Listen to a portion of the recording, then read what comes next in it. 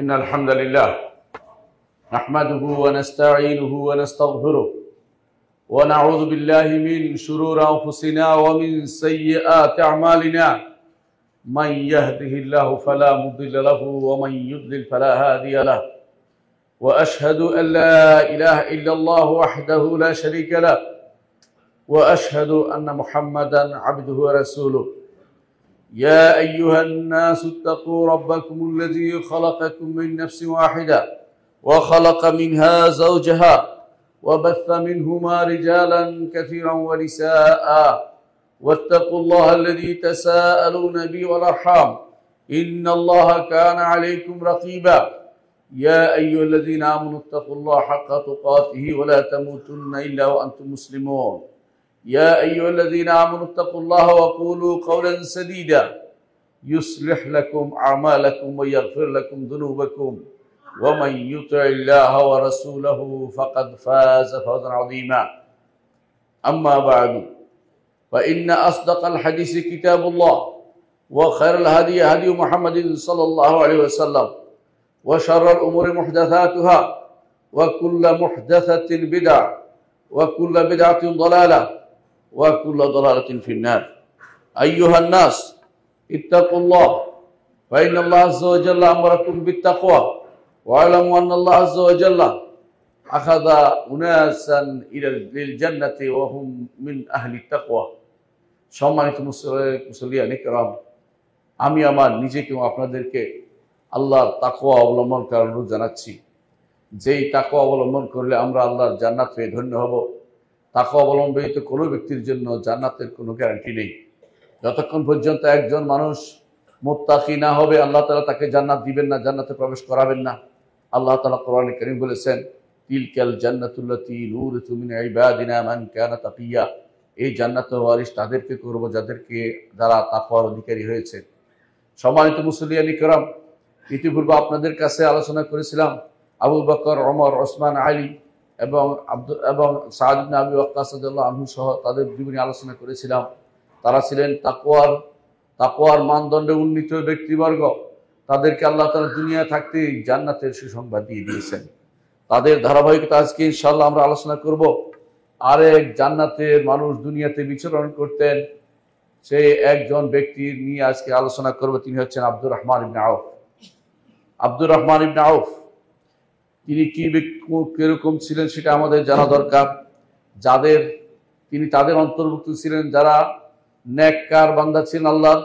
আর নেককার বান্দাদের যখন আলোচনা হয় অন্তরে, তখন অন্তর পুনর্জীবিত হয় এবং অন্তরসমূহ চায় যে তাদের মতো হতে, এবং কানসমূহ তাদের সংবাদ শুনতে চায়। তারা হচ্ছেন রাসূলুল্লাহ সাল্লাল্লাহু আলাইহি ওয়াসাল্লামের সেই সব সাথী যাদেরকে রাসূলুল্লাহ সাল্লাল্লাহু আলাইহি ওয়াসাল্লামকে রাসূলুল্লাহ সাল্লাল্লাহু আলাইহি ওয়াসাল্লামের সাহাবী হওয়ার জন্য আল্লাহ তাআলা পছন্দ করেছেন এবং তাদের মাধ্যমে সারা দুনিয়া আল্লাহ তাআলা দ্বীনকে ছড়িয়ে দিয়েছেন। তাদের আলোচনা এই জন্য করব যাতে করে তাদেরকে আমরা আদর্শ হিসেবে গ্রহণ করতে পারি। আমাদের যুবকরা আজ আদর্শ খুঁজে পাচ্ছে না। তারা কাফেরদেরকে নিয়ে আদর্শ বানাচ্ছে, কাফেরদের যুবকদেরকে তাদের অনুসরণ করে চলেছে। আমরা যদি সাহাবায়ে কেরামের জীবনী সম্পর্কে আলোচনা করি তাহলে অবশ্যই আমরা আদর্শ সংকটে ভুগবো না। আমরা রাসূলুল্লাহ সাল্লাল্লাহু আলাইহি ওয়াসাল্লাম সাহাবীদেরকে আমাদের আদর্শ বানাবো এবং আমাদের যে সমস্ত যুবক বড় হচ্ছে তারা যে রাসূলের সাহাবীদের জীবনী জানে, বিশেষ করে যদি জানতে পারে যাদেরকে রাসূলুল্লাহ সাল্লাল্লাহু আলাইহি ওয়াসাল্লাম জান্নাতের সুসংবাদ প্রাপ্ত বলে ঘোষণা করেছেন, আল্লাহর পক্ষ থেকে যারা জান্নাতের সংবাদ প্রাপ্ত হয়েছেন, ওই সমস্ত বীর মুজাহিদদের কথা যদি জানতে পারে, আমাদের সন্তানরা তাদের মতো হওয়ার চেষ্টা করবে এবং তাদেরকে আদর্শ হিসেবে গ্রহণ করবে। সম্মানিত মুসল্লিয়ান ইকরাম, সেরকম একজন ব্যক্তি যিনি মুহাম্মদুর রাসূলুল্লাহ সাল্লাল্লাহু আলাইহি ওয়াসাল্লামের সাথী ছিলেন এবং সেই যুগের মানুষরা যাকে নিয়ে আনন্দ করত এবং যার ফজিলত নিয়ে ঈমানদারদের অন্তরে আলোকিত হতো এবং যার ফজিলত সম্পর্কে তারা আলোচনা করতে তারা সব সময় তারা আনন্দ বোধ করত, সেরকম একজন ব্যক্তি হচ্ছেন আব্দুর রহমান ইবনে আউফ। আব্দুর রহমান ইবনে আউফ জীবনের সবকিছু তিনি মুহাম্মদুর রাসূলুল্লাহ সাল্লাল্লাহু আলাইহি ওয়াসাল্লামের জন্য ব্যয় করেছেন। যখনই শুনেছেন কোথাও দিতে হবে সেখানে দিয়েছেন। যখন মনে করেছেন যে এখানে রাসূলুল্লাহ সাল্লাল্লাহু আলাইহি ওয়াসাল্লামের সামনে দাঁড়িয়ে আল্লাহর দ্বীনের জন্য নিজেকে ব্যয় করতে হবে, সেখানে তাকে ব্যয় করেছেন। এবং রাসূলুল্লাহ সাল্লাল্লাহু আলাইহি ওয়াসাল্লামের সেই সমস্ত সংগ্রামী সাথীদের অন্তর্ভুক্ত ছিলেন যারা প্রথম ঈমান এনেছেন সেই 10 জনের একজন ছিলেন এবং দুই দেশে হিজরত করেছেন। হাবশাতে হিজরত করেছেন এবং মদিনাতেও হিজরত করেছেন এবং সমস্ত যুদ্ধগুলোতে রাসূলুল্লাহ সাল্লাল্লাহু আলাইহি ওয়াসাল্লামের সাথী ছিলেন।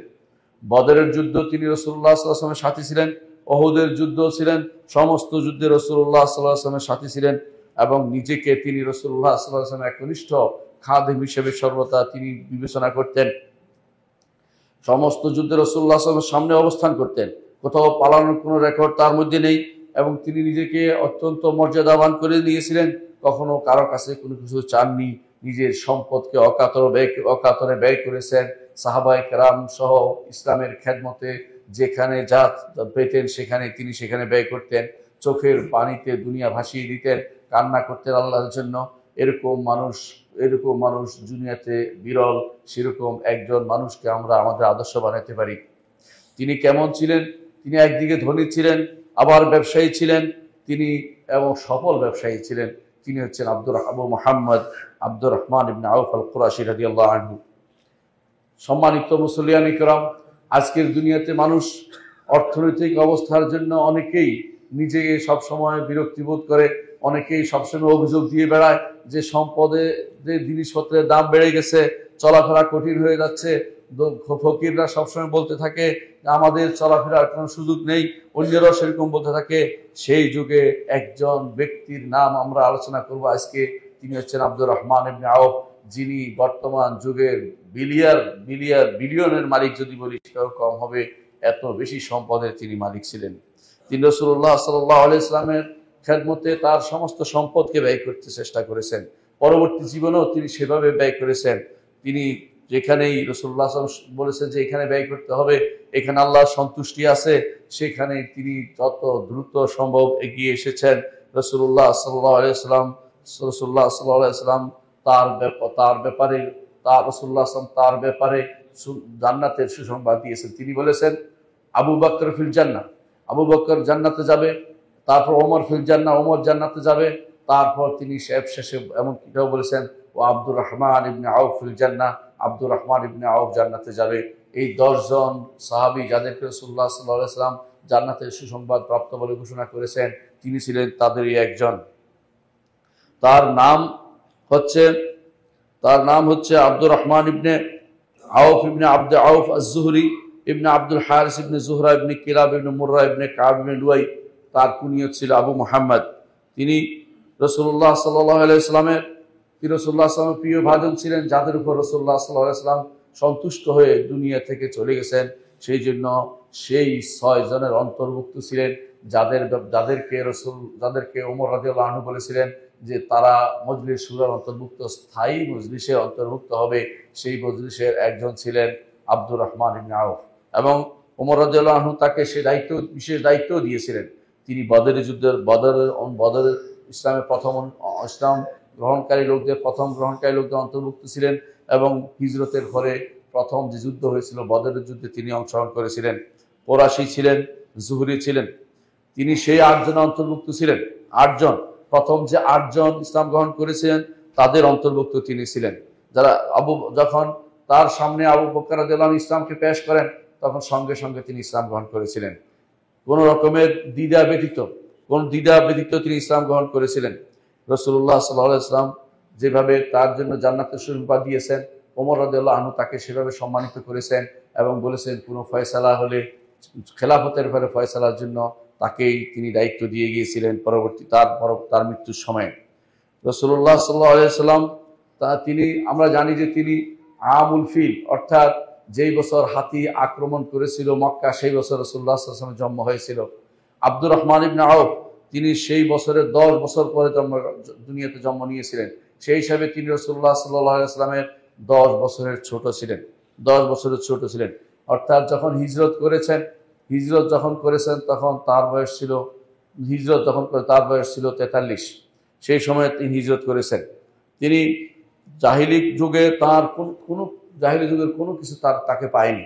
তিনি জাহিলি যুগেও অত্যন্ত সৎ মানুষ বলে বিবেচিত হতেন এবং পিওর মানুষ হিসেবে ছিলেন। এমনকি সেই যুগেও তিনি জাহিলি যুগেও তিনি নিজের উপরে মদকে হারাম করেছিলেন এবং এর উপরে তিনি কবিতাও রচনা করেছেন যে মদ এমন এক জিনিস যে এইটা মানুষের বিবেককে নষ্ট করে দেয়, একজন বিবেকবান মানুষ কি করে মদ খেতে পারে সেটা তিনি বলেছিলেন সেই সময়।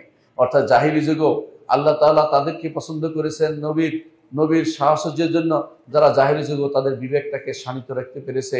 এই জন্য রাসূলুল্লাহ সাল্লাল্লাহু আলাইহি ওয়াসাল্লাম আরেকটি হাদিসকে আমরা স্মরণ করি, যেখানে রাসূলুল্লাহ সাল্লাল্লাহু আলাইহি ওয়াসাল্লাম বলেছেন আন্নাসু মাআদিনুন কামাআদিনিদ যাহাবি ওয়াল ফিদ্দা, মানুষ হচ্ছে খনির মতো, যেগুলি স্বর্ণ এবং রূপার খনির মতো। খিয়ারুহুম ফিল জাহিলিয়াতি খিয়ারুহুম ফিল ইসলাম, জাহিলি যুগে যারা ভালো ইসলামেও তারা ভালো। এর অর্থ হচ্ছে আল্লাহ তাআলা নবীর সাহসের জন্য তাকে জাহিলি যুগেও মদ্যপান থেকে দূরে রেখেছিলেন, জাহিলি যুগেও তিনি কোনো মদ পান করেননি। যখনই ইসলামের কথা তাকে জানানো হলো, তখনই আবু বকর রাদিয়াল্লাহু আনহুর হাতে ইসলাম গ্রহণ করেছেন। যেদিন আবু বকর ইসলাম গ্রহণ করেছেন তার 2 দিন পরেই তিনি ইসলাম গ্রহণ করেছেন। এবং আবু বকর রাদিয়াল্লাহু আনহু এবং রাসূলুল্লাহ সাল্লাল্লাহু আলাইহি ওয়াসাল্লাম দারুল আরকামে প্রবেশের আগে ইসলাম গ্রহণ করেছেন। আমরা জানি যে আবু বকর রাদিয়াল্লাহু আনহু হাতে সেই সময় একসাথে 6 জন ইসলাম গ্রহণ করেছেন এবং এই 6 জনের মধ্যে তিনি একজন ছিলেন এবং তারা সবাই মিলে রাসূলুল্লাহ সাল্লাল্লাহু আলাইহি ওয়াসাল্লামের দরবারে গিয়েছিলেন। তারপরে রাসূলুল্লাহ সাল্লাল্লাহু আলাইহি ওয়াসাল্লাম দারুল আরকামে গিয়েছেন। এখনো দারুল আরকাম মক্কাতে রয়েছে, সেখানে একটা লাইব্রেরি করা হয়েছে, যারা মক্কায় যান সেখানে দারুল আরকাম দেখতে পান। জাহিলি যুগে তার নাম ছিল আব্দুল কাবা, কেউ কেউ বলছেন তার নাম ছিল আব্দুল ওমর, কিন্তু রাসূলুল্লাহ সাল্লাল্লাহু আলাইহি ওয়াসাল্লাম তার নাম রেখেছেন আব্দুর রহমান। এই জন্য নাম পরিবর্তন করে, কোনো জাহিলি নাম পালিশটা পরিবর্তন করে আব্দুর রহমান বা আব্দুল্লাহ এই জাতীয় নাম রাখাটাই হচ্ছে বিশেষ রাসূলুল্লাহ সাল্লাল্লাহু আলাইহি ওয়াসাল্লাম আদর্শ। এভাবে রাসূলুল্লাহ সাল্লাল্লাহু আলাইহি ওয়াসাল্লাম দেখেছি আমরা আবু হুরায়রা রাদিয়াল্লাহু আনহুর নামও পরিবর্তন করে তিনি আব্দুর রহমান রেখেছেন। পরবর্তীতে অবশ্য আবু হুরায়রা নামটি প্রসিদ্ধ হয়ে যায়, এই জন্য অনেকের কাছে নামটি চাপা পড়ে যায়। তিনি এমন ওই সমস্ত লোকদের অন্তর্ভুক্ত ছিলেন ইসলাম গ্রহণ করার কারণে, যাকে মক্কাতে অবস্থান করা যার জন্য কঠিন হয়ে পড়েছিল এবং লোকেরা তার উপর আক্রমণ করতে আরম্ভ করেছিল। যদিও তিনি তখনকার সময় বড় ব্যবসায়ী ছিলেন, কিন্তু আমরা জানি যারা ইসলামের উপর টিকে থাকতে চায়, আকীদা ও বিশ্বাসকে নিজেদের জীবনের একমাত্র উদ্দেশ্য বানিয়ে নেয়, তাদের উপরে বিভিন্নভাবে আঘাত প্রত্যাঘাত আসে, অপমান আসে, খারাপ কথা আসে, বিভিন্ন রকমের তাদের উপর অপবাদ আসে। আব্দুর রহমান ইবনে আওফ রাদিয়াল্লাহু আনহু তাদের অন্তর্ভুক্ত ছিলেন, যাদের উপরে বিভিন্ন রকমের আঘাত আসছিল। তখন তিনি প্রথম হিজরত করেন হাবশার দিকে। হাবশাতে প্রথম হিজরত করে 3 মাস সেখানে অবস্থান করেছেন। আবার মক্কায় ফিরে এসেছেন যখন শুনেছেন যে মক্কাবাসীরা ইসলাম গ্রহণ করেছে। আসলে ইসলাম গ্রহণ করেনি তারা, এটা একটা ভুল সংবাদ ছিল। যখন রাসূলুল্লাহ সাল্লাল্লাহু আলাইহি ওয়াসাল্লাম এই আয়াতটি তিলাওয়াত করলেন, আল্লাহ তাআলা সূরা নাজমের এই আয়াতটি, আফারাআইতুমুল লাতা ওয়াল উজ্জা ওয়া মানাতাত তালিসাতাল উখরা, এই আয়াত তেলাওয়াতের পরে রাসূলুল্লাহ সাল্লাল্লাহু আলাইহি ওয়াসাল্লাম তেলাওয়াতের পরে শয়তান সেখানে নিজের পক্ষ থেকে যোগ করে দিল, তিলকাল গারানিকুল উলা ওয়া ইন্না শাফাআতাহুন্না লা তুরতাজা। এখানে শয়তান যখন সেটা তেলাওয়াত করে দিল, শয়তানের পক্ষ থেকে আবৃত্তি করে দিল যে নিজের পক্ষ থেকে এরা হচ্ছে বিশেষ লোক, এদের সুপারিশ কবুল করা হবে। এটা শোনা মাত্র তখনকার যারা ছিল কাফের কুরাইশরা সিজদায় পড়ে গেল। এই সংবাদ দিনে রাতে চলে গেল হাবশাতে। তখন এটা তারা মনে করলো যে মক্কাবাসীরা যেহেতু সিজদায় পড়ে গেছে, কোরআন আয়াত শুনে নিঃসন্দেহে তারা ঈমান এনেছে। তখন আব্দুর রহমান ইবনে আওফ রাদিয়াল্লাহু আনহু সেখান থেকে ফিরে এসে দেখলেন যে না, ঘটনা সত্য নয়, বরং এই ঘটনা এমনিতেই অনেকের মতে সেটা প্রসার পেয়েছে, বাস্তবে সত্য নয়। যাই হোক, আব্দুর রহমান ইবনে আওফ তখন সেখান থেকে ফিরে এসে তিনি দেখলেন যে আরো বড় অত্যাচার চলছে। আবার তিনি হাবশাতে হিজরত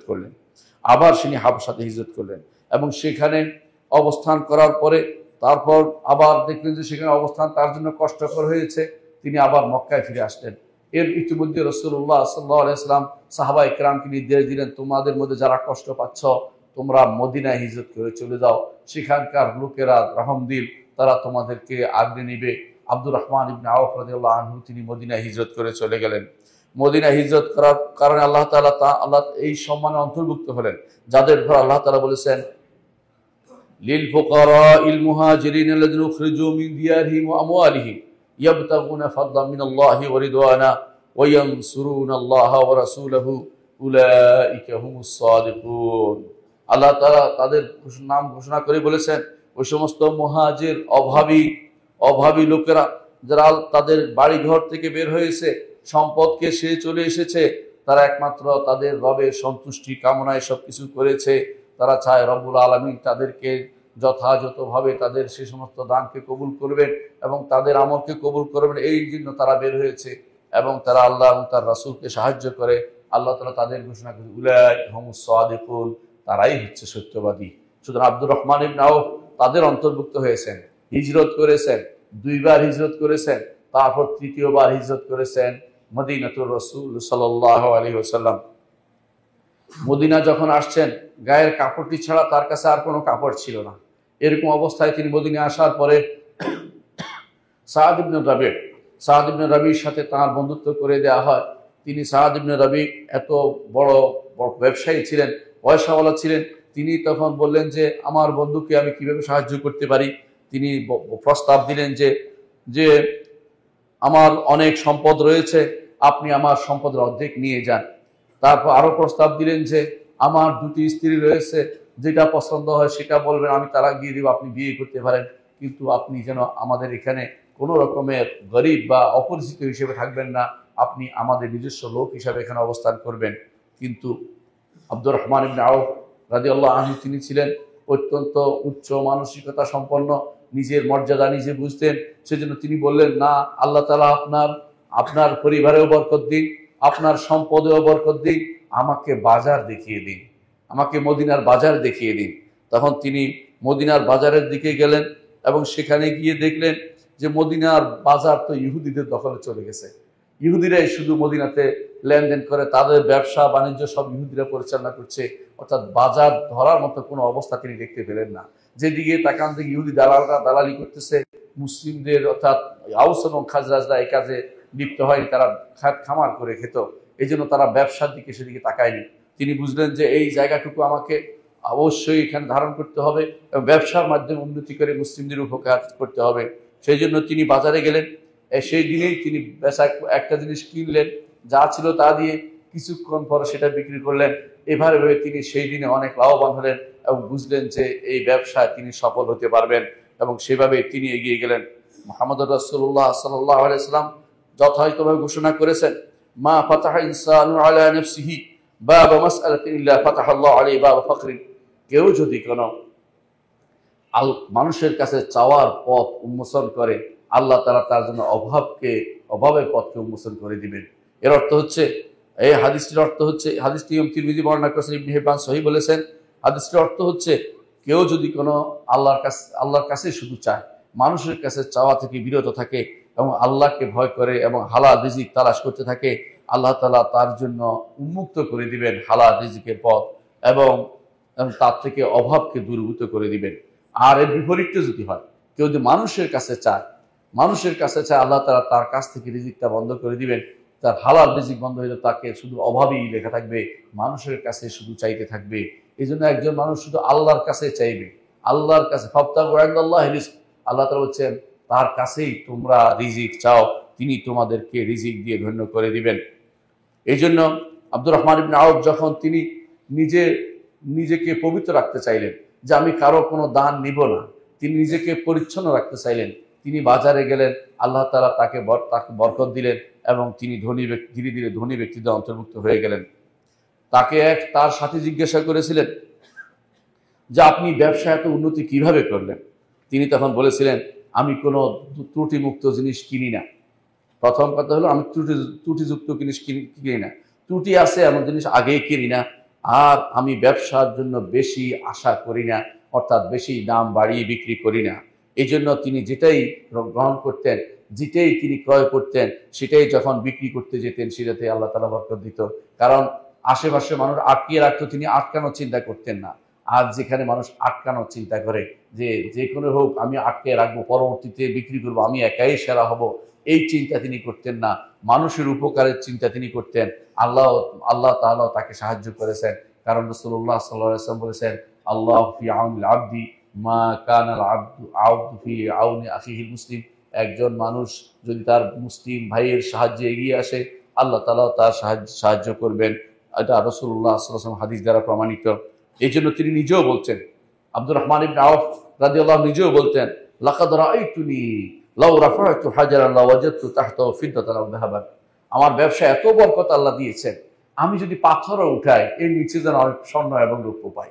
অর্থাৎ তিনি এত বেশি বরকতময়, আল্লাহ তাআলা তাকে বরকত দিয়েছেন যে তিনি যেটাই ধরতেন এটাতেই ব্যবসা হতো, যেটা ধরতেন এটাতেই ব্যবসা। কারণ তার নীতিটা শুদ্ধ ছিল, তিনি ত্রুটিযুক্ত জিনিস দিয়ে মানুষকে ধোঁকা দিতেন না।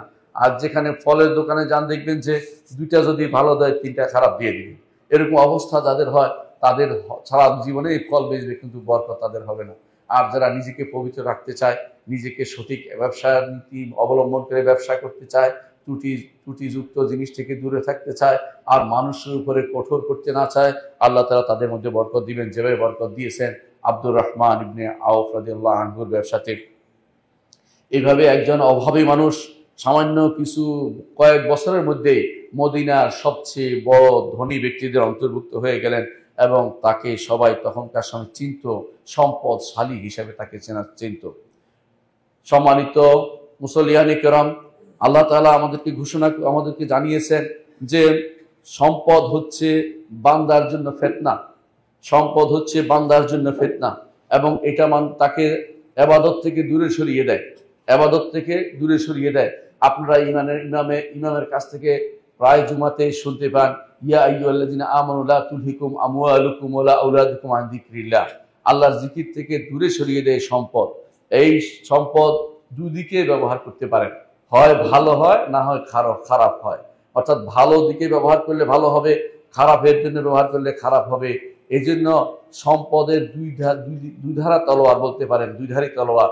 অর্থাৎ এমন এক অস্ত্র যা দুদিকেই কাটে, ভালো হলে ভালো চাইলে ভালো পাবেন। এই জন্য রাসূলুল্লাহ সাল্লাল্লাহু আলাইহি ওয়াসাল্লাম বলেছেন, এক ভালো যদি হয় নি'মাল মালুস সালিহ লিআবদিস সালিহ, একজন নেককার বান্দার জন্য সম্পদ কত উত্তম সম্পদ, সে উত্তম সম্পদ তার জন্য হতে পারে যদি ভালো কাজে সেটা ব্যবহার করে। আর খারাপে ব্যবহার করলে সেটা হবে তার জন্য ফিতনার কারণ এবং আযাবের কারণ, আখিরাতে সেটা হবে তার জন্য ক্ষতির কারণ। এই জন্য যদি আমরা কোরআনে কারীমের এই আয়াতের দিকে তাকাই, আল্লাহ তাআলা বলছেন, ফাআম্মা মান আ'তা ওয়াত্তাকা ওয়া সাদ্দাকা বিল হুসনা ফাসানুইয়াসসিরহু লিল ইউসরা। ফাআম্মা মান আ'তা, যে ব্যক্তি দান করে, অর্থাৎ আল্লাহর পথে দান করে, ওয়াত্তাকা, এবং তাকওয়া অবলম্বন করে, অর্থাৎ কাউকে ঠকায় না, কাউকে কষ্ট দেওয়ার চিন্তা করে না, জনগণের উপরে কঠোর হয় না। আল্লাহ তাআলা বলছেন আর ৩ নম্বর গুণ হচ্ছে তার সাদ্দাকা বিল হুসনা, জান্নাতে যাবে, জান্নাতের ব্যাপারে, আখিরাতের ব্যাপারে তার সত্যতা রয়েছে। অর্থাৎ সত্য বলে বিশ্বাস করে আমার প্রতিটি পদক্ষেপ আমার জন্য হয় জান্নাতের পথে আমাকে নিয়ে যাবে, নয় জাহান্নামের পথে নিয়ে যাবে। কোনটা গ্রহণ করবে সেটা ভালো করে জানে এবং সেজন্য সে সত্যতা অবলম্বন করে এবং সত্য বলে বিশ্বাস করে যে জান্নাতে যেতেই হবে, জান্নাত সত্য, আখিরাত সত্য, এটা বিশ্বাস করে। আল্লাহ তাআলা বলেন ফাসানুইয়াসসিরহু লিল ইউসরা, তাকে জান্নাতে যাওয়ার জন্য পথটাকে আমি সহজ করে দিব, সহজ করে দিব। শর্ত হচ্ছে আপনি অবশ্যই দান করবেন এবং তাকওয়া অবলম্বন করবেন। কিভাবে? আল্লাহর কাছে চাইবেন, নিজেকে অমুখাপেক্ষী মনে করবেন না, মনে করবেন যে আমি আল্লাহর মুখাপেক্ষী, আল্লাহ তাআলার মুখাপেক্ষী। নিজে যা দান করছেন এ নিয়ে কোনো রকম বড়াই করবেন না, মনে করবেন যে আমি দান করছি, আল্লাহ আমাকে তৌফিক দিয়েছেন দান করার। কত মানুষ আছে সম্পদ প্রাপ্ত হয়েছে কিন্তু দান করতে ক্ষমতা প্রাপ্ত হয় নাই, দানের সুযোগ সে প্রাপ্ত হয়নি। আল্লাহ আমাকে এর মাধ্যমে উপকৃত করেছেন, এই চিন্তা যে ব্যক্তি গ্রহণ করবে সেই ব্যক্তি অবশ্যই আল্লাহ তাআলা তাকে জান্নাতের পথটা সহজ করে দিবেন, আল্লাহ তাআলা ঘোষণা করেছেন।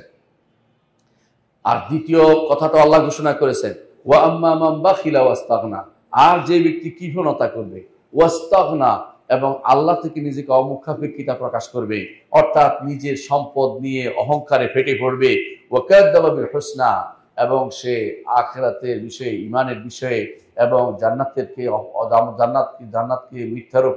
মিথ্যারোপ করবে, ফাসানুইয়াসসিরহু লিল উসরা, তার জন্য জাহান্নামের পথকে তিনি সহজ করে দিবেন। সুতরাং আব্দুর রহমান ইবনে আওফ রাদিয়াল্লাহু আনহু তিনি যে কাজটি করেছেন এই সম্পদ নিয়ে, তা হচ্ছে আমাদের জন্য আদর্শ, মুসলিমদের জন্য সাহাবায়ে কেরামের প্রতিটি কর্মই আদর্শ। সাহাবায়ে কেরামের মধ্যে এমন লোক ছিলেন যারা অর্থনৈতিক ব্যাপারে কিভাবে চলবেন সেটা আমাদের জন্য আদর্শ হয়েছে। কারো বিষয়টি হয়েছে যে একজন মানুষ মুত্তাকি কিভাবে হবে, জাহেদ কিভাবে হবে, দুনিয়া বিমুখ কিভাবে হবে, সেটার জন্য আদর্শ হয়েছে, যেমন আলী ইবনে আবি তালেব রাদিয়াল্লাহু আনহু। এভাবে প্রত্যেক সাহাবীর কাছে আমাদের কিছু কিছু শিক্ষণীয় বিষয় রয়েছে। যারা ব্যবসায়ী আছেন তারা যদি কোনো আব্দুর রহমান ইবনে আউফ রাদিয়াল্লাহু আনহুকে সামনে রাখেন যে তিনি যেরকম করেছেন, অর্থ সম্পদ পেয়েছেন কিন্তু অকাতরে বিলিয়ে দিয়েছেন, আমাদেরকেও আল্লাহ তাআলা এইভাবে জান্নাতের পথ দিতে পারেন, সেই পথে তাদের অনুসরণ করতে হবে। আব্দুর রহমান ইবনে আউফ রাদিয়াল্লাহু আনহু তিনি সম্পদ জমা করে অহংকারী হননি, বিশাল বিশাল অট্টালিকা বানাননি, টাওয়ার বানাননি, সেরকম কোনো কিছু তিনি করেননি। সব কিছু তিনি ব্যয় করেছেন রব্বুল আলামিন যেভাবে তাকে দান করেছেন সেভাবে তাকে মানুষের জন্য ব্যয় করেছেন, গরিবদেরকে দান করেছেন। কোথায় দান করতে হবে সেটা তিনি খুঁজতেন, কোথায় দান করতে হবে সেটা তিনি খুঁজতেন। তার অন্তর তখনই প্রশান্তি পেত যখন গোপনে প্রকাশ্যে তিনি দান করতেন।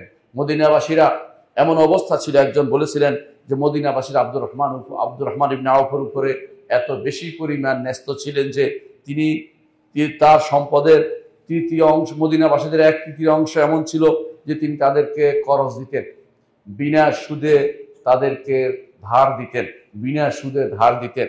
আর 1/3 ছিল মদিনাবাসীদের যাদের করজ হয়েছে, ঋণ হয়েছে, তিনি ঋণ পরিশোধ করে দিতেন।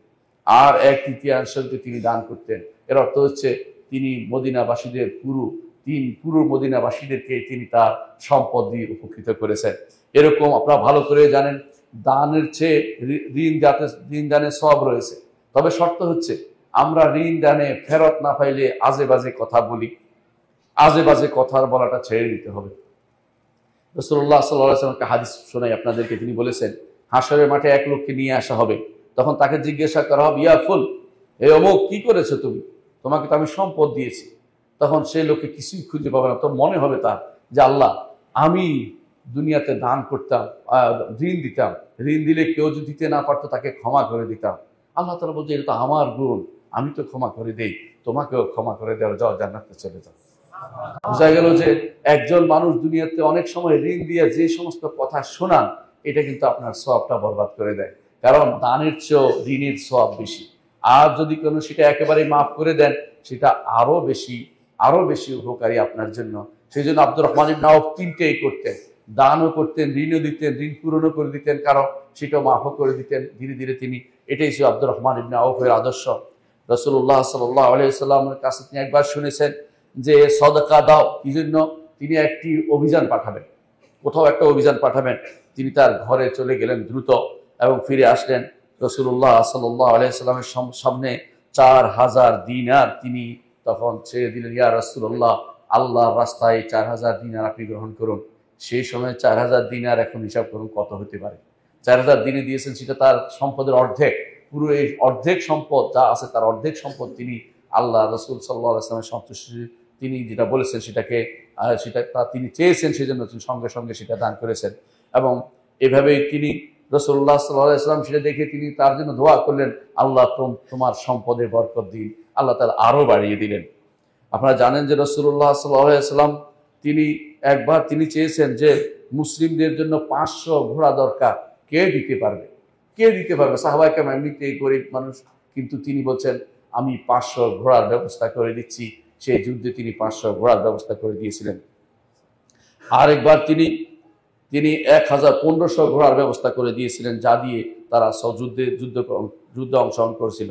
আরেকবার তিনি তার একটি জমিন বিক্রি করেছেন 4000 দিরহামে। প্রত্যেকটি টাকা তিনি গরিব আনসার মুহাজিরদের মধ্যে তিনি সম্পূর্ণরূপে এবং উম্মাহাতুল মুমিনিনকে দান করে দিয়েছিলেন, যে তাদের জন্য সেটা দেয়া প্রয়োজন। গাজওয়াতে তবুকের যুদ্ধে যখন রাসূলুল্লাহ সাল্লাল্লাহু আলাইহি ওয়াসাল্লাম বলছেন যে এখানে লোকবলের চেয়ে সম্পদের বেশি দরকার, সেই সময়ে আব্দুর রহমান ইবনে আউফ রাদিয়াল্লাহু আনহু এত বেশি পরিমাণ দান করেছেন যেন তিনি কোনোভাবেই অভাবের ভয় করেননি। এই যে আমি দান করে না অভাবী হয়ে যাব, এই চিন্তা তিনি করেননি।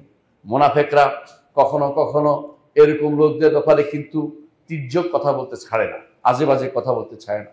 তারা হঠাৎ করে বলে বসলো, তাদের মধ্যে কেউ যে লোকটা মানুষকে দেখানোর জন্য দান করতেছে, নিজেরা তো দেয়নি, আরেকজনকে অপমানজনক কথা বলতে মোটেই ছাড়েনি। আল্লাহ তাআলা আয়াত নাযিল করলেন, আল্লাযীনা ইয়ালমিজুনাল মুত্তাওয়িনা মিনাল মুমিনিনা বিসাদাকাত, যারা আল্লাহর রাস্তায় দান করে এবং ঈমানদারদের মধ্যে সদাকা দান করছে, এদেরকে যারা টিপ্পনি কাটে, এদের ব্যাপারে আল্লাহ তাআলা সাবধান করেছেন, অর্থাৎ মুনাফিকদের ব্যাপারে সাবধান করেছেন, অথচ এই কাজটি করেছেন আব্দুর রহমান ইবনে আউফ রাদিয়াল্লাহু আনহু। অর্থাৎ তিনি অকাতরে দান করে দেখলে অনেকে মনে করে রিয়া করতেছে, না, রিয়া করতেছে না, এটা তার অন্তরের খবর, আপনি জানেন না। কারো উপরে বিনা কারণে কোনো রকমের দোষ, এরকম দোষ দিবেন না, আপনি জানেন না তার অন্তরের খবর, কিভাবে বলবেন? হ্যাঁ, কখনো কখনো সে যদি বলে দেয় যে আমার এই কাজের জন্য, নির্বাচনের জন্য অথবা অমুকের জন্য আপনারা থাকবেন, আমি দান করে দেবো, এরা তো বুঝবেন যে সেটা শুধু বিনিময় দিচ্ছে, আল্লাহর জন্য সে দান করেনি। তিনি সবসময় রাসূলুল্লাহ সাল্লাল্লাহু আলাইহি ওয়াসাল্লাম দুনিয়া থেকে চলে যাওয়ার পরেও তিনি উম্মাহাতুল মুমিনিনকে সবসময় দেখাশোনা করতেন। উম্মাহাতুল মুমিনিন দেখাশোনার বিষয়টি কি জন্য? রাসূলুল্লাহ সাল্লাল্লাহু আলাইহি ওয়াসাল্লাম উম্মাহাতুল মুমিনিনের জন্য কিছু রেখে যেতে পারেননি। তারা অনেকেই তখন জীবিত ছিলেন, অনেকেই বহু বছর জীবিত ছিলেন। এই জন্য শাসকরা তাদেরকে মাঝে মধ্যেই একটা বড় অঙ্ক দান করতেন, যেটা তাদের ফাই বা গনিমত থেকে আসতো।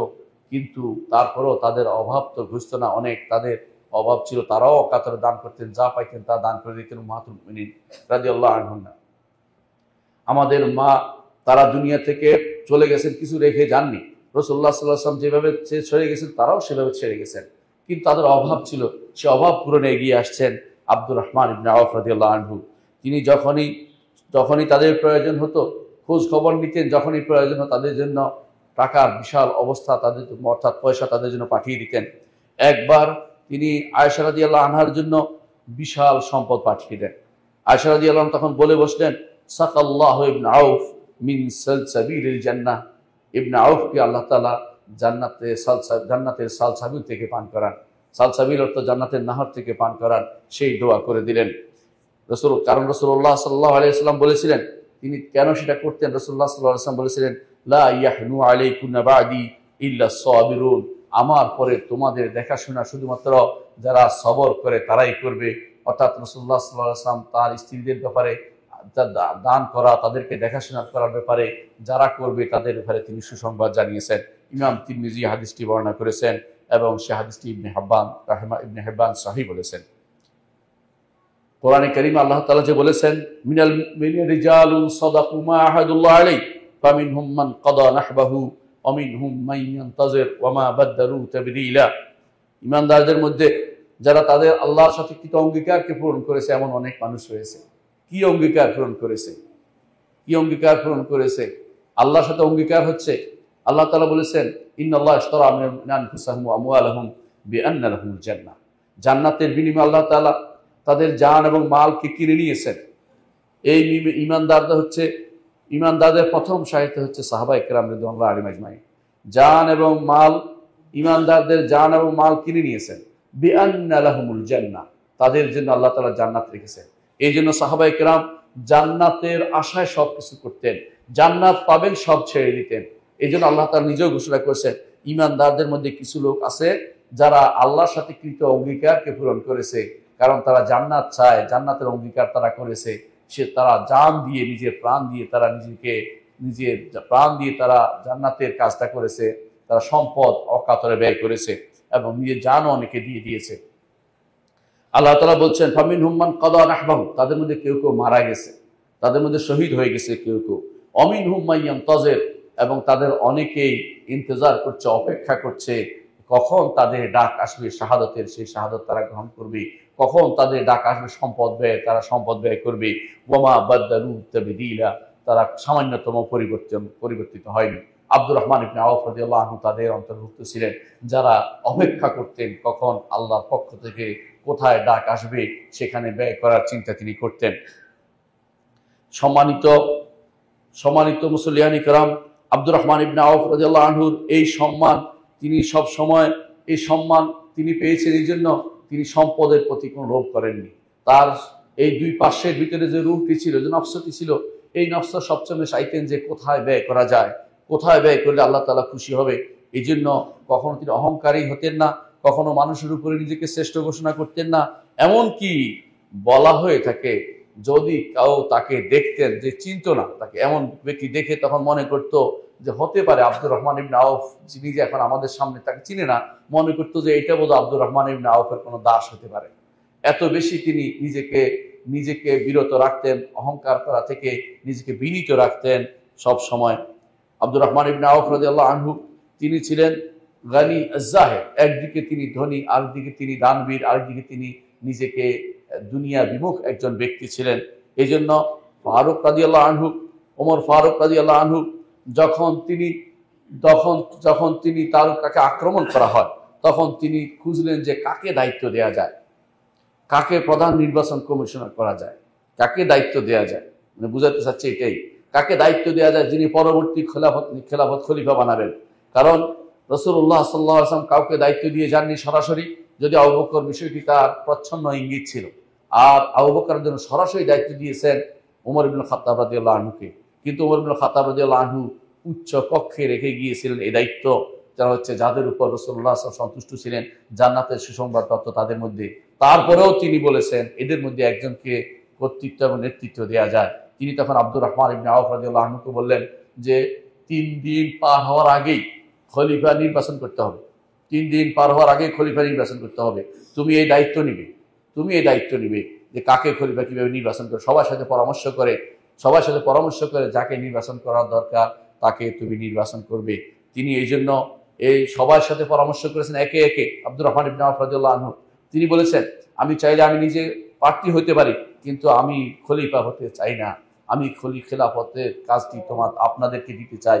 নিজেকে তিনি সম্পূর্ণরূপে খেলাফত থেকে গুটিয়ে নিয়ে বললেন যে আপনাদের মধ্যে কে কে আছে আমি খোঁজ নেই। তিনি মতামত নিলেন, তিনজন হয়ে গেল। 3 জন চাইলেন আলী ইবনে আবি তালেবকে, আর 3 জন চাইলেন ওসমান ইবনে আফফান রাদিয়াল্লাহু আনহুকে।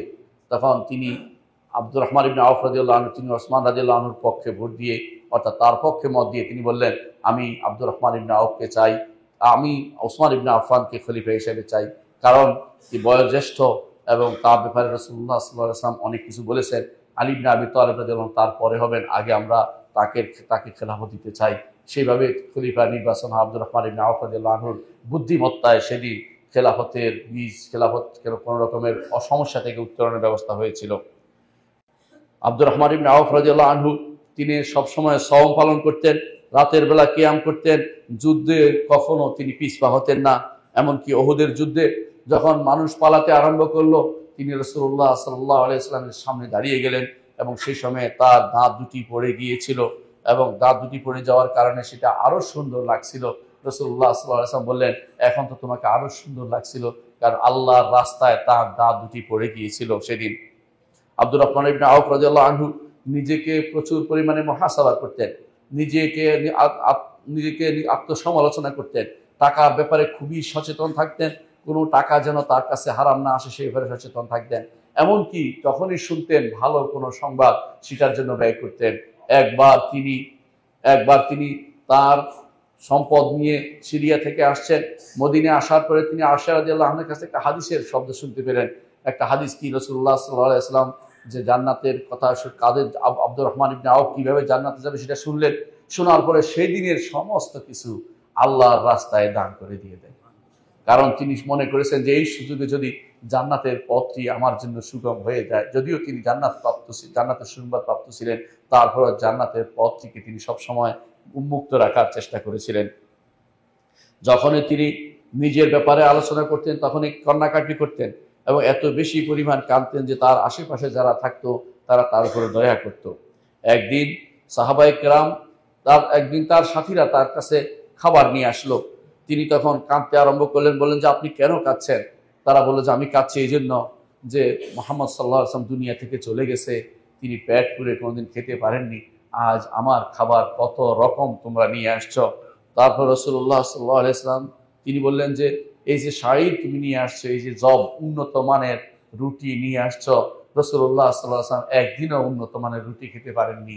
তিনি যা খেয়েছেন তুষওয়ালা যে খাবার রুটি সেটা বানিয়ে খেয়েছেন, কোনোদিন এই উন্নত মানের একটি রুটিও তিনি খেতে পারেননি। সেদিন তিনি আর খাবার খেতে পারেননি কান্নার কারণে। জীবনের শেষ মুহূর্তে তিনি তার বেশিরভাগ সম্পদের ব্যাপারে ওসিয়ত করে গেছেন কিভাবে আল্লাহর রাস্তায় দান করবেন। 50,000 দিনার তিনি সেই সময় সাদাকা করার ঘোষণা করেছেন, যে 50,000 দিনার বুঝেন স্বর্ণ মুদ্রা। 50,000 স্বর্ণ মুদ্রা বর্তমান সময়ে কত হতে পারে একটু চিন্তা করে দেখেন। মিলিয়ারদের যেটাকে বলা হয়, অর্থাৎ বিলিয়নের মালিক তিনি ছিলেন। সেই সম্পদ তিনি আল্লাহর রাস্তায় দান করেছেন এবং সেই সময় তিনি দান করেছেন 1000 ঘোড়া মুসলিম মুসলিম দেশের জন্য যুদ্ধের জন্য দান করেছেন। সেই যুদ্ধ তখন পারস্য এবং সে হচ্ছিল, পারস্য এবং সিরিয়া বিভিন্ন ওই এলাকায় হচ্ছিল, রোমে হলে হচ্ছিল। সেই সময় তিনি 1000 ঘোড়া দিয়ে মুসলিমদেরকে সাহায্য করেছিলেন। সেই সময় তিনি তার দাস যা ছিল সবাইকে, অনেককেই তিনি মুক্ত করে দিয়েছিলেন। এবং তিনি তার ভাই বদরীদেরকে, আহলে বদর, যাদের ব্যাপারে আল্লাহ তাআলা ঘোষণা করেছেন ইফআলু মা শি'তুম কাদ গফারতু লাকুম, যা ইচ্ছা তা করো, তোমাদেরকে ক্ষমা করে দিলাম। এটা ছিল বদরীদের আল্লাহর ঘোষণা। রাসূলুল্লাহ সাল্লাল্লাহু আলাইহি ওয়াসাল্লাম আমাদেরকে জানিয়েছেন সেটা। কারণ তারা আল্লাহ তাআলা তাদের অন্তর সম্পর্কে জেনে নিয়েছেন যে তারা কোনোদিন অন্যায়ের পথে, হারামের পথে, কুফরির পথে, শিরকের পথে যাবে না। আল্লাহ তাআলা সেই জন্য তাদের ঘোষণা করে দিয়েছেন ইফআলু মা শি'তুম। এই বদরের ঘরে তার ভাইদের ঘরে তার আলাদা টান ছিল। এই জন্য তিনি মৃত্যুর সময় তাদের ঘরে ওসিয়ত করে গেছেন, যারা বদরি সাহাবী আছে তাদেরকে এইটা দান করো, ওইটা দান করো, বিশেষ ওসিয়ত দান বিশেষ করেছিলেন। এমনকি তিনি তাদের এক একজনকে, তখন জীবিত ছিল 100 বদরি সাহাবী তখন জীবিত ছিলেন, তিনি তাদের জন্য প্রত্যেকের জন্য 400 দিনার করে বরাদ্দ করে যান, 400 দিনার করে তাদের জন্য দিয়ে যান। আপনি মনে করবেন না বদরি সাহাবীরা সেটা পেয়ে হয়তো ধনী হয়ে গেছে, সেটা নয়, তারাও সেটা আল্লাহর রাস্তায় দান করে দিয়েছেন। কারণ তাদের অন্তর ছিল, সবই ছিল এই ভালোবাসায় পূর্ণ, আল্লাহর ভালোবাসায় পূর্ণ, সম্পদের ভালোবাসায় তাদের অন্তর কখনো, সম্পদের ভালোবাসায় তাদের অন্তর কখনো পূর্ণ ছিল না। তিনি শেষ জীবনে এসে অসুস্থ হয়ে পড়লেন, এবং সে অবস্থায় অসুস্থ মানুষ আসবেই। তার ঘরে 1 মাস ছিলেন, এবং সে অবস্থাতেই তিনি ইস্তেগফার করতেন, ক্ষমা প্রার্থনা করতেন আল্লাহর কাছে, সাওম পালন করতেন। এমন অবস্থা সর্বশেষে তিনি আল্লাহর দিকে আল্লাহ তাআলা তাকে নিয়ে যান। মদিনাতেই তার কবর হয়েছে, বাকিতে তার কবর, এবং সেখানে তিনি সর্বশেষ তার দাফন হয়। তিনি মানুষের কাছে বিভিন্ন অবস্থা, যত রকমের কারোর সমস্যা শুনতেন, সেখানে তিনি এগিয়ে যেতেন। তিনি হচ্ছেন আব্দুর রহমান ইবনে আওফ রাদিয়াল্লাহু আনহু। সম্মানিত মুসল্লিয়ানে কেরাম, আজ যেখানে সারা দুনিয়ার মানুষ, বিশেষ করে ধনীরা, যারা বিভিন্ন রকমের ব্যবসার আজ বিভিন্ন পসরা খুলেছেন, তাদের জন্য আমরা কিছু কথা বলতে চাই। আমরা কি দেখি না এই যে জীবনটি তিনি কাটিয়েছেন, সেখানে যেভাবে চলে গেছেন, যাওয়ার পরেও সম্মানের অধিকারী হয়েছেন। আপনারা যারা সম্পদের অধিকারী হয়েছেন, আপনাদেরকে বলবো, আপনারা চলে যাওয়ার পরে আপনাদের উত্তম জিকির, উত্তম স্মরণ থাকবে যদি আপনারা আল্লাহ তার মতো হতে পারেন এবং সেভাবে অকাতরে দান করতে পারেন। আপনার সম্পদকে আপনি অর্থ দিয়ে গেলেই সম্পদশালী হবে তা নয়। আপনার সন্তানকে অর্থ দিয়ে গেলেও ফকির হয়ে যেতে পারে, আবার অর্থ না দিয়ে গেলেও তিনি ভালো অবস্থানে যেতে পারেন। এর প্রমাণ হচ্ছে, একজন বলেন, আমি উমর ইবনে আব্দুল আজিজকে দেখেছি যখন মারা যাচ্ছে 10টি দিনার রেখে যান নাই। 10টি দিনার তার ছিল না, 10টি দিরহাম তার ছিল না, কিছুই রেখে যান নাই সন্তানের জন্য। আমি তার সন্তানদের দেখেছি প্রতিদিন 10,000 দিনার সদকা করতে পারত। আল্লাহ তাআলা দিলে কেউ কমাই দিতে পারবে না।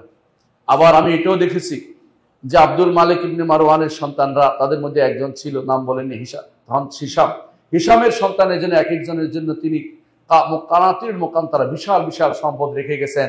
তাদেরকে আমি শেষ জীবনে ভিক্ষা করতে দেখেছি। এর অর্থ আপনার সম্পদ রেখে গেলেই আপনার সন্তান ভালো থাকবে, ধনী থাকবে, এটার কোনো গ্যারান্টি নেই। আপনি আল্লাহর উপর ভরসা করে আপনার সন্তানকে দ্বীনের উপরে বড় করে তুলুন, তাদেরকে আল্লাহ তাআলার পথে পরিচালিত করুন, নিজে আল্লাহ তাআলার পথে পরিচালিত হন। দেখবেন আপনার সন্তানকে আল্লাহ দেখবেন, আল্লাহ হেফাজত করবেন। এবং সে হেফাজতের জন্য যেভাবে আল্লাহ তাআলা 2 জন নবীকে পাঠিয়েছেন, আপনাদেরকে সেটা স্মরণ আছে? মূসা এবং খাদিরকে আল্লাহ তাআলা পাঠিয়েছেন ওই ব্যক্তির সন্তানের জন্য যে ব্যক্তি ভালো মানুষ ছিল। ওয়াকান আবুহুমা সালিহা, তাদের 2 জনের বাবা ভালো মানুষ ছিলেন, কিন্তু তাদের সম্পদ রাখা ছিল একটি দেয়ালের নিচে। তখন দেয়াল ঠিক করার জন্য 2 নবীকে আল্লাহ পাঠিয়েছেন, যে দেয়াল ঠিক করে দিয়ে আসো। আল্লাহু আকবার।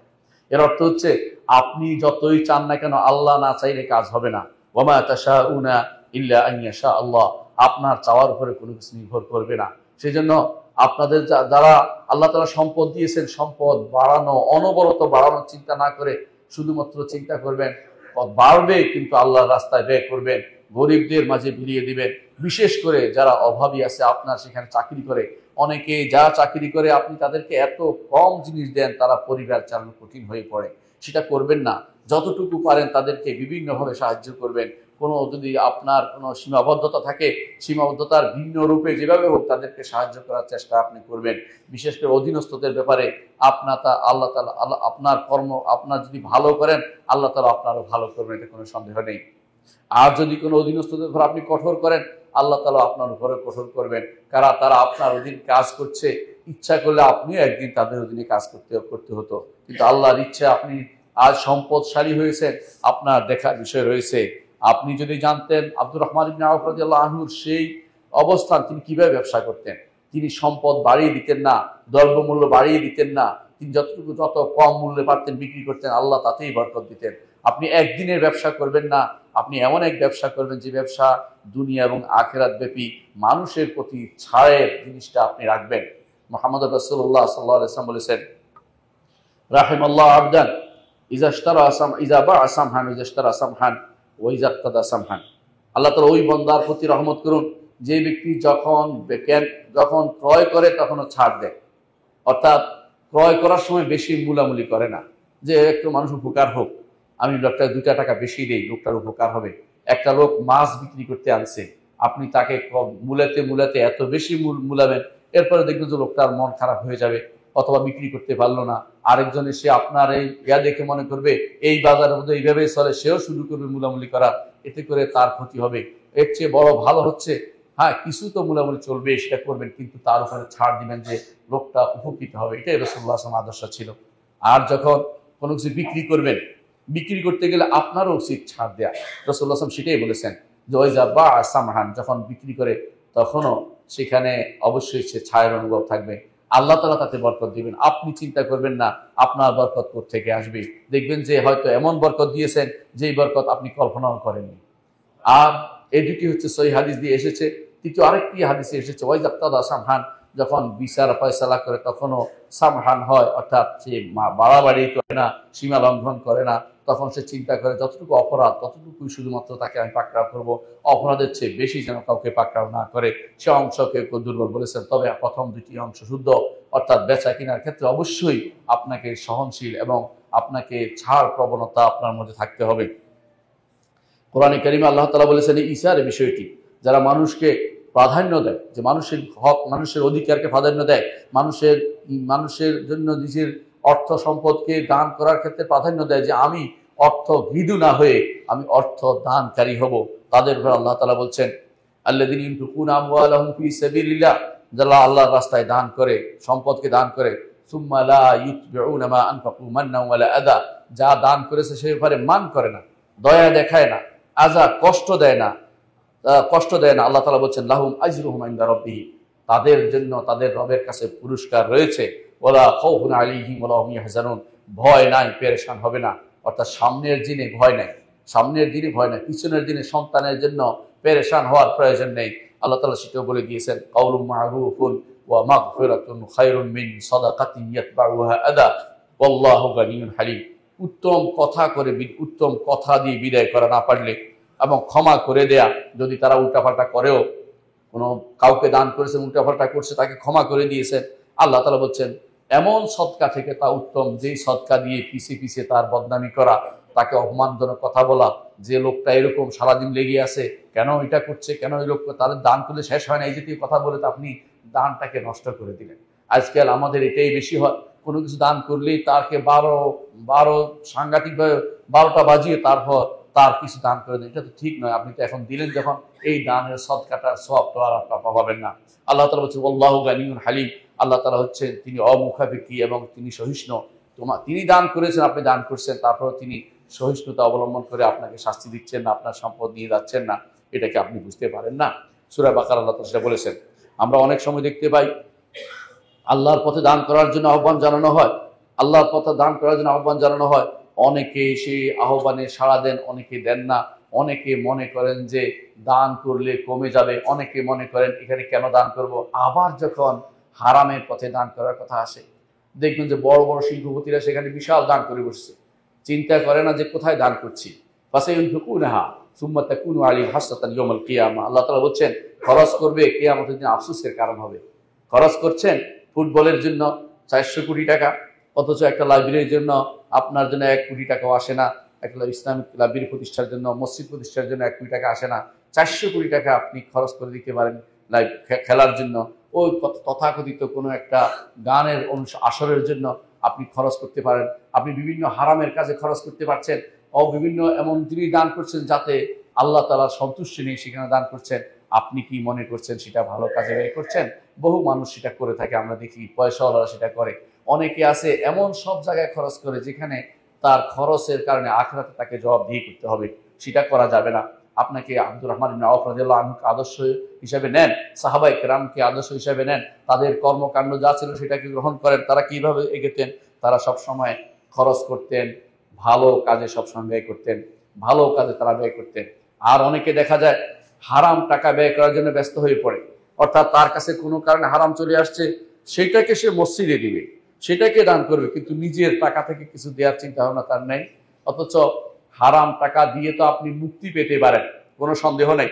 হারাম টাকা দিয়ে আপনি মুক্তির চিন্তা করবেন যে দিয়েছি, মসজিদে কিন্তু হারাম টাকা দেওয়া যায় না, হালাল দিতে হয়। এই জন্য জাহিলিয়ত কুরাইশরা কাবাকে হালাল টাকা দিয়ে বানাবে বলে একটা অংশ বানাতে পারে নাই, সে অংশ এখনো ভাঙ্গা অংশ রয়েছে, তার নাম হচ্ছে হাতিম। আপনারা দেখেছেন, কারণ হালাল টাকা দিয়ে তারা বানাবে বলেছিল, হালাল টাকা হয় নাই বলে একটু কম বানিয়েছে, কিন্তু তাই বলে হারাম নেয়নি। এই জন্য মসজিদে হারাম টাকা দেওয়া যাবে না। কিন্তু মাদ্রাসা বা বিভিন্ন প্রতিষ্ঠানে যেখানে আল্লাহর দ্বীনের কাজ হয় সেখানে কিন্তু দানগুলি করতে পারবেন। সেটা না করে হারাম টাকা পাইছেন সেজন্য হারামের দান করবেন, গানের বাদ্যে দান করবেন, বিভিন্ন কনসার্টে দান করবেন, অথবা ফুটবলে দান করবেন, অথবা বিভিন্ন খারাপ জায়গায় দান করবেন, সেটা তো ডবল গুনাহ হবে। একদিকে হারামের গুনাহ, আরেকদিকে হারাম ব্যয়ের গুনাহ, ডবল গুনাহ আপনি কেন নেবেন? কেন সেই হারাম কাজে আপনি ব্যয় করবেন? আপনি সেটা খেয়াল রাখবেন। আপনাকে হালাল থেকে ব্যয় করতে বলা হয়েছে, আপনার হালাল টাকা থেকে ব্যয় করবেন। আল্লাহ তাআলা বলছেন, ইয়া আইয়ুহাল্লাযীনা আমানু আনফিকু মিন তাইয়্যিবাতি মা কাসাবতুম, হে ঈমানদারগণ, ব্যয় করো ওই পবিত্র সম্পদ থেকে যা তোমরা অর্জন করেছো। ওয়া মিম্মা আখরাজনা লাকুম মিনাল আরদি, এবং তা জমিন থেকে যা তোমাদের জন্য আমরা বের করেছি, অর্থাৎ জমিন থেকে যা ফসল আসে তা থেকে ব্যয় করতে বলা হয়েছে। ওয়ালা তায়াম্মামুল খাবিথা মিনহু তুনফিকুন, হারাম জিনিস, খবিস জিনিস তোমরা ব্যয় করতে এগিয়ে এসো না। ওয়ালাস্তুম বিআখিযি, তোমরা তো খারাপ জিনিস নিবে না, তাহলে খারাপ জিনিস অন্যদের কিভাবে দাও? ইল্লা আন তুগমিদু ফিহি, অনেক সময় যে টাকাটা ছেঁড়া ওইটাই শুধু ফকিরকে দেন, নিজে কিন্তু ছেঁড়া টাকা চালাইতে পারেন না। বেচারার প্রতি বিপদ আনলেন, বেচারা নিজে টাকাটাও বোঝা বইল, কিন্তু কাজও লাগলো না। এই জন্য কখনো গরিবকে দেওয়ার সময় টস টসের নোটটা দিবেন, কখনো ছেঁড়া টাকাটা দিবেন না। ছেঁড়া টাকা দিলে কাউকে বলে দিবেন যে অমুক টাকাটার অমুক 500 ছেঁড়া আছে, আপনি কি নিবেন, দেখিয়ে দিবেন। আর আপনি যদি কোনো ওই গোজামিল দেন, ভিতরে ঢুকিয়ে দিয়ে দেন, মনে করবেন আপনি অবশ্যই বিশাল বড় ধরনের অপরাধে লিপ্ত হয়েছেন, আপনি মানুষকে ঠকিয়েছেন। আপনি কি মনে করেন আল্লাহ দেখছেন না? আপনি জেনে শুনে অন্যায়টা করতে পারেন না। এই জন্য কখনো কাউকে না জেনে না জানিয়ে কোনো কিছু দিবেন না। না জানিয়ে যে জানিয়ে দিবেন যে এটা নষ্ট আছে, আপনি নিবেন কিনা, এটা এরকম সমস্যা আছে, আপনি নিবেন কিনা। যদি তিনি জেনে শুনে নেন তাহলে আপনার আর গুনাহ থাকবে না, তাহলে আপনি গুনাহগার হবেন। আল্লাহ তাআলা যেন বলছেন, ইল্লা আন তুগমিদু ফিহি, আপনাকে যদি একটা খারাপ জিনিস দেওয়া, চোখ বন্ধ করে, আপনি চোখ বন্ধ করে শুধু নিতে পারেন, চোখ খোলা থাকলে করবেন যে না এটা আমি নিব না, এটা তো সব নষ্ট, এটা আমি নিব না, আপনি কেন আরেকজনকে খারাপ জিনিস দিবেন? আল্লাহ তাআলা এরপর বলছেন, ওয়ালামু আন্নাল্লাহা গানিয়্যুন হামিদ, জেনে রাখো আল্লাহ তাআলা তিনি অমুখাপেক্ষী এবং তিনি প্রশংসিত। আপনি প্রশংসিত হতে চান হারাম কিছু দিয়ে, প্রশংসিত হতে চান নষ্ট কিছু দিয়ে, সেটা দিয়ে প্রশংসিত হওয়া যায় না। আশ-শায়তানু ইয়াইদুকুমুল ফাকরা, শয়তান তোমাদেরকে অভাবের ভয় দেখায়। ওয়াল্লাহু ইয়াইদুকুম মিনহু ওয়া মাগফিরাহ, আল্লাহ তাআলা তোমাদেরকে তার ক্ষমার ওয়াদা করতেছেন। এই জন্য শয়তান মাগফিরাত মিনহু ফাদল আল্লাহু ওয়াসিউন আলিম, এবং আল্লাহ তাআলা অবশ্যই তিনি সবকিছু তার ওয়াসি, প্রশস্ত, তার ক্ষমতা এবং তার ইলম সবকিছুকে তিনি ঘিরে আছেন, আলিম, সবকিছু তিনি জানেন। সুতরাং ওই ব্যক্তির জন্য সুসংবাদ, যে ব্যক্তি নিজের নফসকে মুক্ত করে নিতে পারবে। দিরহাম দিনার আখিরাতে যাবে না, কাপড়ের কোনো পকেট থাকে না, আখিরাতে যাবে না দিরহাম দিনার, কিন্তু নিজেকে মুক্ত করতে পেরেছে, দুনিয়ায় থাকতে দান করে নিজেকে মুক্ত করে নিতে পেরেছে, এবং নিজেকে জাহান্নাম থেকে মুক্ত করে জান্নাতের পথে নিজেকে এগিয়ে নিতে পেরেছে। আর ওই ব্যক্তির জন্য দুঃসংবাদ, যে ব্যক্তি কৃপণতা অবলম্বন করেছে এবং নিজে এই টাকার দাস হয়েছে, সম্পদের দাস হয়েছে, আল্লাহর দাস না হয়ে সম্পদের দাস হয়েছে। এই জন্য আল্লাহ তাআলা বলছেন, কুল্লাউ আনতুম তামলিকুনা খাযাইনা রাহমাত রাব্বি লাআমসাকতুম খাশিয়াতাল ইনফাক ওয়া কানা ইনসানু কাতুরা। আল্লাহ তাআলা যেভাবে দান করেন অকাতরে, আল্লাহ তাআলা অনবরত দান করছেন, আপনাকেও সেরকম হওয়া উচিত। আল্লাহ তাআলা এই জন্য বলছেন, মানুষের মধ্যে এমন মানুষও আছে যাদেরকে যদি আল্লাহর রহমতের ভান্ডারটা দেওয়া হয়, মানুষকে কিছুই দিবে না, মানুষকে কিছুই দিবে না, মানুষ সব তার পকেটে রেখে দিবে যে আমার থাক, আমার আমার। আল্লাহ তাআলা তিনি মহান, তিনি সবাইকে দান করে যাচ্ছেন, ধনী গরিব সবাইকে দিচ্ছেন। আপনাকে ধন দিচ্ছেন পরীক্ষা করার জন্য, আপনাকে সম্পদ দিয়েছেন পরীক্ষা করার জন্য। আপনি কি করেন সেটা অবশ্যই আল্লাহ তাআলা দেখছেন, এতে কোনো সন্দেহ নাই। মানুষ অবশ্যই কৃপণ, মানুষের অন্তরের ভিতরে কৃপণতা রয়েছে। আল্লাহ তাআলা বলছেন ওয়া উহদিরাতিল আনফুসুশ শুহা, মানুষের অন্তরের ভিতরে কৃপণতা যোগ করা আছে।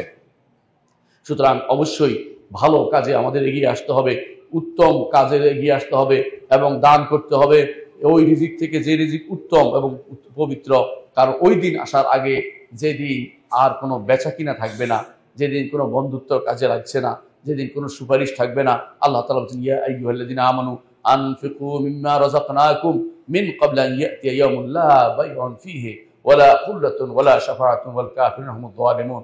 সুতরাং আমাদেরকে এই এত কিছু বুঝলাম এই জন্য, বললাম এই জন্য যে জানতে হবে আমাদেরকে সাহাবায়ে কেরামের আদর্শ কি, সাহাবায়ে কেরামের যে আদর্শ ছিল সেই আদর্শ অনুসারে আমাদেরকে দান করতে হবে। আর একটি জিনিস খেয়াল করুন, রাসূলুল্লাহ সাল্লাল্লাহু আলাইহি ওয়াসাল্লাম হাদিসে এসেছে, আদী ইবনে হাতিম রাদিয়াল্লাহু আনহু বলেন, রাসূলুল্লাহ সাল্লাল্লাহু আলাইহি ওয়াসাল্লাম বলেছেন, মা মিনকুম মিন আহাদিন ইল্লা সায়াকাল্লিমুহু রাব্বুহু আযজা ওয়া জাল্লা। তোমাদের প্রত্যেকের সাথে, অর্থাৎ আমাদের প্রত্যেকের সাথে আল্লাহ তাআলা কথা বলবেন। আল্লাহ তাআলা কথা বলেন এখনো এবং কথা বলবেন। আল্লাহ তাআলা কথা বলেন, এটাই হচ্ছে আমাদের বিশ্বাস। যে কেউ এর বিপরীত বিশ্বাস গ্রহণ করবে সে ব্যক্তি কাফের হয়ে যাবে। আল্লাহ তাআলা কথা বলেন এখন এবং হাসরের দিন কথা বলবেন, এমনভাবে কথা বলবেন, প্রত্যেকের সাথে একান্তে কথা বলবেন। একসাথে তিনি যেভাবে সবার আরজি শুনতে পান, একসাথে আপনার কথা শুনতে পান, পাশের লোকের কথা শুনতে পান, এমনকি প্রতিটি প্রাণীর কথা একসাথে শুনতে পান, ছোট ছোট পোকার কথা একসাথে শুনতে পান তিনি, সেভাবে হাসরের দিন একসাথে সবার হিসাব নেবেন এবং আলাদা হয়ে যাবে। আবার সেই সিস্টেম আমাদের জানা নেই। আপনাকে যেমন জিজ্ঞাসা করবেন সম্পদ সম্পর্কে, আমাকেও জিজ্ঞাসা করবেন, আরেকজনকেও জিজ্ঞাসা করবেন, সেভাবে আল্লাহ তাআলা কথা বলবেন। এই সময় রাসূলুল্লাহ সাল্লাল্লাহু আলাইহি ওয়াসাল্লাম বলেছেন, লাইসা বাইনাহু ওয়া বাইনাহু তারজুমান, আল্লাহ এবং বান্দার মাঝে কোনো অনুবাদক থাকবে না। আপনি হয়তো মনে করতে পারেন আরবি ভাষা কেমনে শিখবো, আপনি এই কথা বলেন না, আরবি ভাষা শেখার প্রয়োজন হবে না। আল্লাহ তাআলা এবং তার বান্দার মাঝে কোন ভাষায় কথা হবে সেটা আমাদের না জানলেও চলবে। আমরা শুধু এটাই বলবো যে কথা বলবেন তিনি, এবং এই কথা হবে প্রত্যেকের সাথে আলাদা আলাদা, এবং অনুবাদক লাগবে না, তিনি প্রত্যেকের সাথে জিজ্ঞাসা করবেন। তিনি ফায়ানজুর আম্মান আইমানা মিনহু, একটি লোক তখন ডানে তাকাবে, বাঁয়ে তাকাবে, ওই ফাইয়া ফালা ইয়ারা শাইআন কাদ্দামাহু, সে দেখতে পাবে কিছুই তো আমি পাঠাই নাই আগে, ডানে কিছু আছে কিনা, মানে আমার ডানে কোনো কিছু করছে কিনা না, আজ দুনিয়াতে করে আসছিলাম কিনা, দেখবে যে কিছুই পাচ্ছে না। ওয়ায়ানজুর আম্মান আশআমা মিনহু, তার চেয়ে বামের দিকে তাকাবে, ফালা ইয়ারা শাইআন কাদ্দামাহু, বামেও কিছু নাই, ডানে বামে কিছু নাই, মানে কিছু দেয় নাই আল্লাহর জন্য। ফালা ইয়ারা শাইআন কাদ্দামাহু ওয়ায়ানজুর আমামাহু, সামনে তাকাবে, দেখবে যে জাহান্নাম সামনে, দেখবে জাহান্নাম সামনে। ফামান ইসতাতা মিনকুম আন ইয়াত্তাকিয়ান নার ওয়ালাউ বিশিক্কি তামরাতিন ফালিয়াফআল, একজন মানুষ যদি কোনো চায় যে জাহান্নাম থেকে বাঁচতে, সামনে শুধু জাহান্নাম, ডানে বামে কিছু নেই, তখন এখনই তার জন্য ডানে বামে ব্যবস্থা করে, অর্থাৎ সেই জন্য দান করে। ওয়ালাউ বিশিক্কি তামরা, একটা খেজুরের একটি সামান্য অংশ দিয়ে হলো সেজন্য জাহান্নাম থেকে বাঁচার চেষ্টা করে। সুতরাং আমাদেরকে এই দুনিয়া থাকতেই আমাদেরকে আখিরাতমুখী কাজ করে যেতে হবে। যার যে সম্পদ আছে কোনো লাভ নাই, সন্তানের জন্য বেশি রেখে গিয়ে কোনো লাভ নেই, ওইটুকু রেখে যান যারা চলতে পারে। ফকির বানাতে আমি বলছি না, কিন্তু বিশাল সম্পদ রেখে যাওয়ার চেয়ে বিশাল সম্পদ আখিরাতে সেদিনের জন্য রেখে যান, যেদিন আল্লাহ তাআলা আপনাকে সাথে কথা বলবেন, ডানে বামে তাকাবেন, আল্লাহর সামনে কথা বলতে যে এটা আল্লাহ আমি এটা করেছি ওইটা করেছি, সেদিন আপনি সেটা যদি দান করতে পারেন, সেটা আল্লাহর সামনে পেশ করে আপনি নিজেকে বলতে পারেন, আল্লাহ আমি এতটুকু কাজ করেছি, দয়া করে বাকির জন্য আমাকে আক্রমণ না,